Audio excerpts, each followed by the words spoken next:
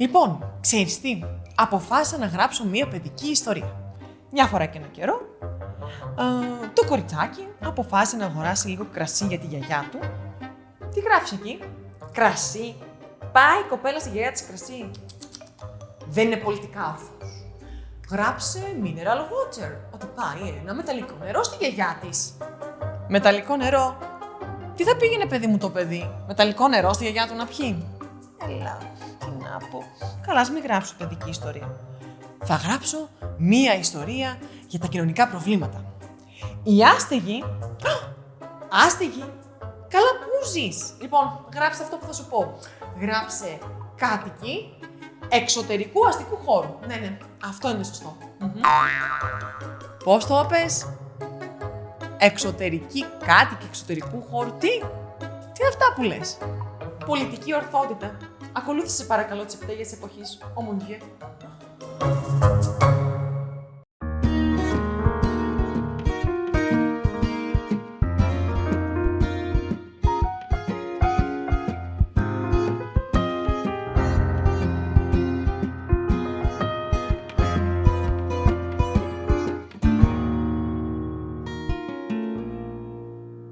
Γεια σας αγαπημένοι μας φίλοι και καλώς ήρθατε σε ένα ακόμα βίντεο των TikTok Books, όπου σήμερα έρχομαι με ένα βίντεο φωτιά. Φωτιά θα βάλω και δεν θα αφήσω τίποτα. Πυρκαγιά. Σήμερα θέλω να μιλήσω για ένα θέμα το οποίο με έχει προβληματίσει και το οποίο έχουμε θέσει σε πολλές συζητήσεις με ανθρώπους που διαβάζουν βιβλία και είναι το θέμα της πολιτικής ορθότητας στη λογοτεχνία. Γιατί εγώ μπορώ να μιλήσω για την πολιτική ορθότητα στη λογοτεχνία, χωρίς να μπορώ απαραίτητα να εκφράσω άποψη για άλλα ζητήματα, αλλά θέλω να μιλήσω για αυτό το ζήτημα το οποίο ταλανίζει τόσο πολύ το αγαπημένο μας αυτό είδος τέχνης. Θέλω εξ αρχής να κάνω ένα disclaimer. Δεν είμαι κατά του να διαμορφώσουμε τις κατάλληλες συνθήκες ώστε να εξαλειφθούν συνθήκες που μειώνουν κοινωνικές ομάδες. Θεωρώ ότι όλοι, ιδιαίτερα κάποιες κοινωνικές και ιστορικές ομάδες έχουν βιώσει πολύ ρατσισμό και είμαι υπέρ του να δημιουργήσουμε διαφορετικές συνθήκες μέσα από τις οποίες αυτές οι ομάδες θα διεκδικήσουν τα δικαιώματά τους και θα σταθούν ίσοι με τα υπόλοιπα στρώματα κοινωνικά. Παρ' όλα αυτά, θέλω να μιλήσω για αυτό το κομμάτι το οποίο μεν υποστηρίζει την πολιτική ορθότητα και χάρη στο όνομα αυτής πάει και διαγράφει κείμενα, κομμάτια, εκφράσεις, λέξεις από παλιούς συγγραφείς. Θα τα πάρω όμως όλα ένα-ένα για να μην μπερδευτούμε και χαωθούμε. Αρχικά, να ορίσουμε λιγάκι τι είναι η πολιτική ορθότητα. Η πολιτική ορθότητα είναι η πρακτική του να αντικαθιστάς λέξεις ή εκφράσεις στον γραπτό λόγο, οι οποίες αυτές λέξεις προσβάλλουν κοινωνικά στρώματα και ιδιαίτερα όσον αφορά θέματα φύλου, θέματα θρησκείας, θέματα πολιτισμικής ταυτότητας κλπ. Είναι δηλαδή μια πρακτική η οποία έχει εντοπίσει το ρατσιστικό λόγο, τον προβληματικό θα λέγαμε λόγο και αντικαθιστά τις λέξεις αυτές ή τις εκφράσεις με άλλες οι οποίες είναι αποδεκτές. Σε αυτό λοιπόν το πλαίσιο, πάρα πολλοί συγγραφείς και παιδικής λογοτεχνίας και ενήλικης λογοτεχνίας, εάν το θέσουμε έτσι, έχουν πάλι ξαναειδωθεί υπό διαφορετικό πρίσμα και έργα τους έχουν αλλάχθει για να μπορέσουν να ανταποκριθούμε στα νέα πρότυπα. Τέτοιοι συγγραφείς είναι ο Roald Dahl, ο Mark Twain, η Agatha Christie, δηλαδή συγγραφείς που όλοι λίγο πολύ γνωρίζουμε και τους οποίους μεγαλώσαμε θα λέγαμε. Ξεκάθαρο παράδειγμα ο Dahl, η Enid Blyton επίσης με τους μυστικούς 7 και βλέπουμε ότι τα κείμενα αυτών των ανθρώπων τα επεξεργάζονται προκειμένου να εξαλείψουν γλώσσα που θεωρείται προβληματική. Εδώ θα ήθελα να παραθέσω έναν μελετητή συγγραφέα, τον James Finn Garner, ο οποίος το 1994, θέλοντας να δείξει το πόσο απολυταρχική είναι η πολιτική ορθότητα στη λογοτεχνία, πήρε κλασικά παραμύθια του Άντερσεν και τον Γκριμ και τα έγραψε υπό το πρίσμα της πολιτικής ορθότητας. Π.χ. η κόκκινο-σκουφίτσα, η οποία δεν πάει στη γιαγιά της κρασί, αλλά πάει μεταλλικό νερό, όπου ο Λύκος, όπου του κάνει μια πολύ καλή διάλεξη στον Λύκο για τα δικαιώματα της γυναίκας, και που βέβαια δεν υπάρχει κάτι κακό στην ιστορία, γιατί εν τέλει ο λύκος πείθεται με βάση τον επιχειρηματικό λόγο. Όλα αυτά ήταν ακραία παραμύθια της πολιτικής ορθότητας, προκειμένου να δείξει ότι ωρεοποιούμε την πραγματικότητα. Και πάω ευθύς αμέσως στα 3 επιχειρήματα που έχω σχετικά με την πολιτική ορθότητα στη λογοτεχνία συγγραφέων που έζησαν σε μία συγκεκριμένη εποχή. Επιχείρημα νούμερο 1. Δεν αναφέρομαι σε συγγραφείς οι οποίοι γράφουν αυτή τη στιγμή βιβλία. Αναφέρομαι σε συγγραφείς που έζησαν σε ένα συγκεκριμένο πολιτισμικό πλαίσιο και που αποτύπωσαν μέσω της γραφής τους τις αντιλήψεις και το λεξιλόγιο που χρησιμοποιούνταν εκείνη την εποχή.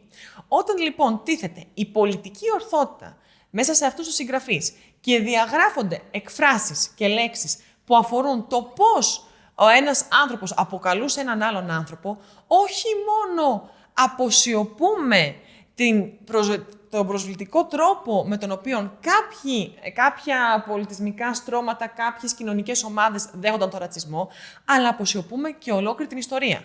Είναι σαν να τους λέμε, ηρεμήστε, δεν υπήρξε ποτέ αυτό το πράγμα, ποτέ για παράδειγμα η συγκεκριμένη κοινωνική ομάδα δεν δέχτηκε ρατσισμό, να αποτυπώνται και στη λογοτεχνία άλλωστε ότι εκφράσεις τέτοιες δεν υπήρχαν. Όταν λοιπόν σε έναν συγγραφέα όπως είναι ο Mark Twain και στο αγαπημένο μου βιβλίο Huckleberry Finn διαγράφεις λέξεις όπως π.χ.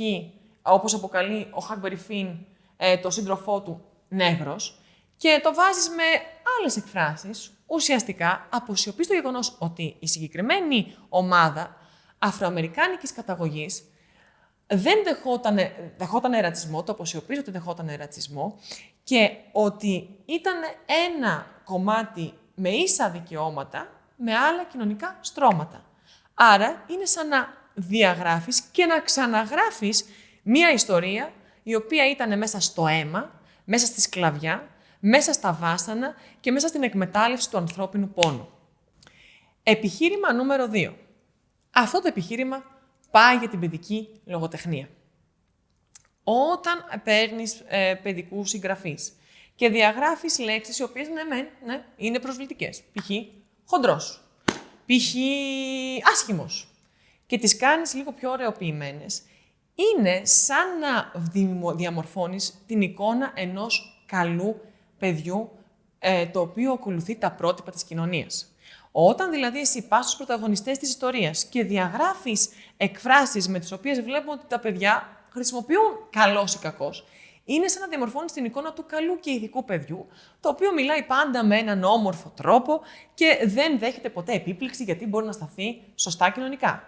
Αυτό είναι μεγάλο λάθος. Διαμορφώνεις μια πλαστή πραγματικότητα. Διαμορφώνεις μια πλαστή εικόνα του παιδιού, το οποίο με όλα τα άγρια ένστικτα που έχει, καθώς δεν έχει απορροφηθεί στην κοινωνία και δεν γνωρίζει τους τρόπους και τις συμβάσεις με τις οποίες λειτουργεί αυτή, ουσιαστικά αποσιωπείς το κομμάτι αυτό και διαμορφώνεις ένα παιδί το οποίο η εικόνα του δεν υπάρχει. Δεν είναι εφικτή. Όλα τα παιδιά, μέχρι να κατανοήσουν τους μηχανισμούς της κοινωνίας και μέχρι να κατανοήσουν, να αποκτήσουν αυτό που λέμε την καλλιέργεια της ενσυναίσθησης, ως ένα βαθμό είναι και προσβλητικά, είναι και άγρια και πολλές φορές μπορεί να γίνουν πάρα πολύ εριστικά.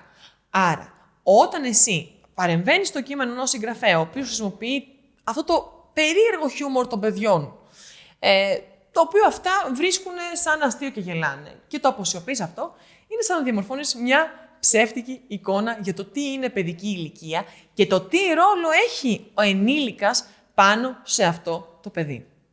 Επιχείρημα νούμερο 3. Τελευταίο επιχείρημα κατά της πολιτικής ορθότητας γενικότερα στη λογοτεχνία και στην αναδιαμόρφωση κειμένων από κλασικούς συγγραφείς είναι αυτό που λέμε η επιφανειακή αλλαγή της πραγματικότητας. Είναι σαν να λέμε, αντί να κοιτάμε το δάσος, κοιτάμε το δέντρο. Με το να αλλάζεις κάποιες γλωσσικές εκφράσεις, δεν σημαίνει ότι αλλάζεις αντιλήψεις. Είναι αυτό που έχουμε ξαναπεί στα βίντεό μας. Πού είναι η κοινωνική ευθύνη. Δεν είναι ατομική ευθύνη, δεν είναι ευθύνη ενός συγγραφέα για τη γλώσσα που θα χρησιμοποιήσει. Είναι η ευθύνη μιας ολόκληρης κοινωνίας. Πού είναι η πραγματική αλλαγή. Με το να παρέμβω εγώ στα κείμενα του Mark Twain και να αλλάξω εκφράσεις που χρησιμοποιούνταν στο δικό του πολιτισμικό πλαίσιο, Είναι σαν να λέω: εντάξει, παιδιά, εγώ την έκανα τη δουλειά μου. Βοήθησα στην ιστορία της ανθρωπότητας ώστε να αλλάξουν οι αντιλήψεις απέναντι σε διάφορα κοινωνικά και ιστορικά στρώματα και όλα καλά, μια χαρά. Τώρα δική σας. Πετάω την μπάσα δηλαδή σε κάποιον άλλον. Αυτό είναι σαν να κάνουμε ουσιαστικά μία τρύπα στο νερό. Οι πραγματικές αλλαγές, οι πραγματικές επαναστάσεις, η διεκδίκηση των δικαιωμάτων από κοινωνικά στρώματα έρχεται μέσα από μάχες, αγώνες, από καθημερινή τριβή και επαφή και αντί να αποσιωπούμε αυτά τα γεγονότα, θα έπρεπε να παίρνουμε κείμενα συγγραφέων που έγραψαν σε συγκεκριμένα πολιτισμικά πλαίσια και να βλέπουμε πώς μιλούσαν για αυτούς τους ανθρώπους, πώς απευθύνονταν σε διάφορες κοινωνικές και πολιτισμικές ομάδες, έτσι ώστε αυτά να αναδεικνύονται και να λέμε τι είναι το ορθό και τι είναι το λάθος. Θα πρέπει δηλαδή, αντί να τα αποσιωπούμε, να τα αναδεικνύουμε μέσα στα σχολεία μας, να συζητάμε τα παιδιά πάνω στην έκφραση αυτού του συγγραφέα και για ποιο λόγο χρησιμοποιούν αυτές τις εκφράσεις στη συγκεκριμένη ιστορική περίοδο και μετά, μέσα από όλο αυτό, να ασκούμε κριτική στο πολιτισμικό πλαίσιο. Άρα, αυτό που θέλω να πω είναι όχι, δεν διαγράφουμε κείμενα, εκφράσεις, λέξεις συγγραφέων, τα παίρνουμε και τα χρησιμοποιούμε για μία κριτική απέναντι στο πλαίσιο της εποχής και με έναν τρόπο με τον οποίο μπορούν να ανοίξουν συζητήσεις για θέματα ταυτότητας, σεξουαλικού προσανατολισμού, θρησκείας κλπ. Αυτά ήθελα να πω για την πολιτική ορθότητα. Πραγματικά είναι ένα πολυσχηδές θέμα, το οποίο θεωρώ ότι μπορούμε να αναπτύξουμε διάλογο μεγαλύτερο, πέρα δηλαδή από αυτό το βίντεο. Η γενικότερη άποψή μου είναι ότι όλα τα κείμενα μπορούν να αποτελέσουν ευκαιρίες συζήτησης και προβληματισμού και ότι ιδιαίτερα με το να πηγαίνουμε σε έναν συγγραφέα και να επηρεάζουμε την γραφή του, είναι σαν να επηρεάζουμε το μυαλό του. Οπότε θεωρώ ότι εάν υπάρχει ένας προβληματικός λόγος σε ένα κείμενο, καλό θα ήταν αντί να το διαγράφουμε και να το αποσιωπούμε, να το αναδεικνύουμε και να το συζητάμε έτσι ώστε να έχουμε έναν γόνιμο διάλογο. Αυτά από μένα. Να διαβάζετε πάντα όμορφα βιβλία, να έχετε πάντα ωραίες αναγνώσεις, να περνάτε όμορφα και επικοδομητικά τον χρόνο σας και να μοιράζετε έμπνευση. Γεια σας!